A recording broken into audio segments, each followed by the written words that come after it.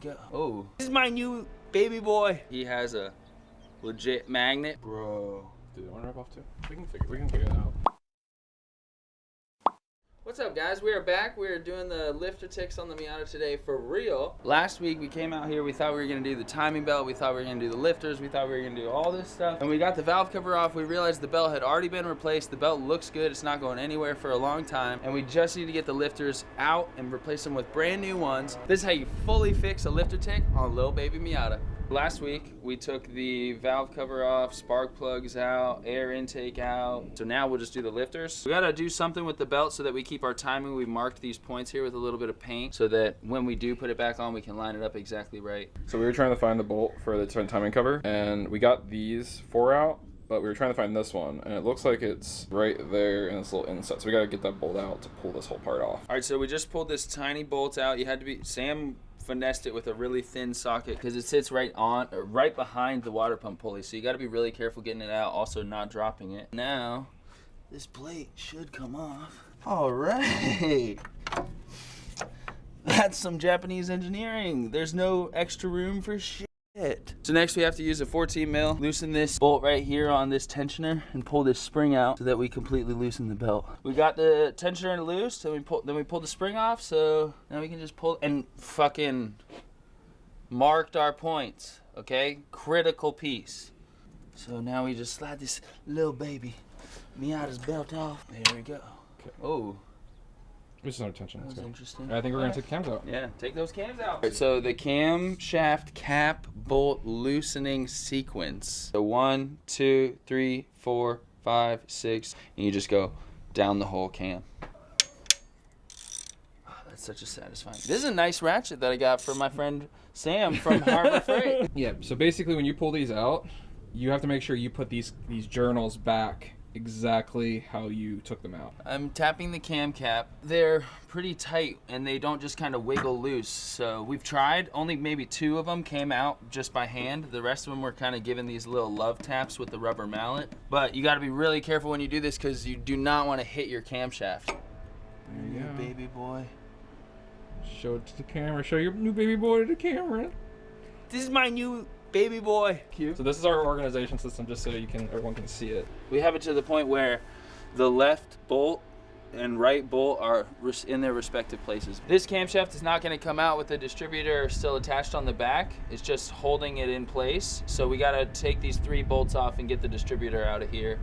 I don't think we need to remove the whole distributor. We had this little plate, so we loosened this bolt back here, slid this over, then we could get to both of these guys, loosened them, and damn, that one's okay. Second born child. Damn, I had 2 kids today. Nice. Baby number 2. All right, we've done it now. We're here. Now we get all these shitty lifters out.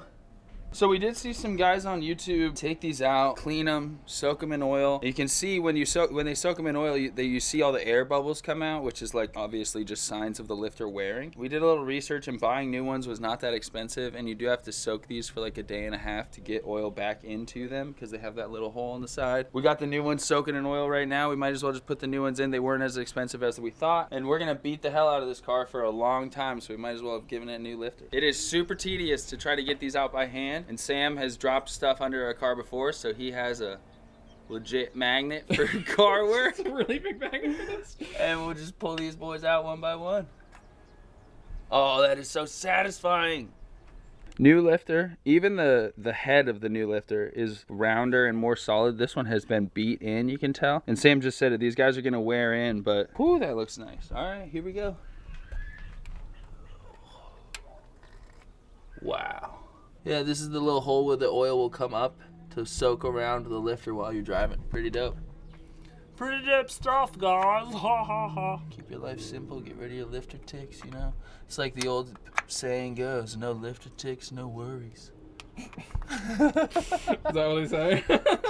All right, so now we got the new lifters in, putting the cams back in. Make sure you're at way before you do that. Make sure your cam is at the top. It has to be in the way. It has to be closer. But the paint point is gone. Did it rub off?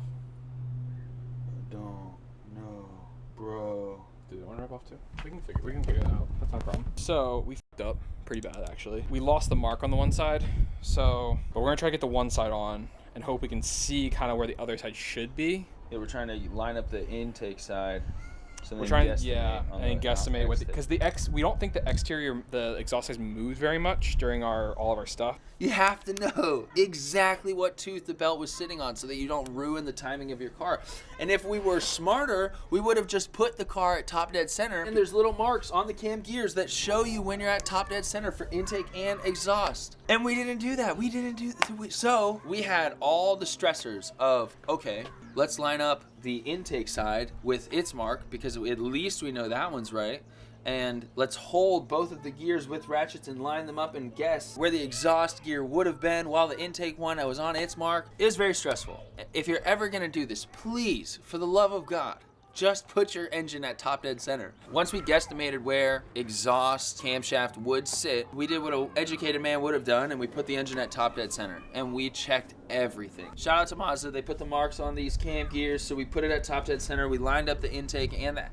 Honestly, worst case scenario, we're one tooth off. But I really don't think so, because when we put the engine at top dead center, intake and exhaust lined up perfectly. So what we weren't told in any of the other videos is we had to remove the cam sensor to get the exhaust cam out. So we had to retime the spark timing, which, I mean, is not really that difficult. You loosen up the bolts and you can shift it left and right as you use your timing light. And so Sam and I timed it 10 degrees, and it sounds significantly better. We'll put a clip in of it pre-lifter tick fix, post-lifter tick fix here.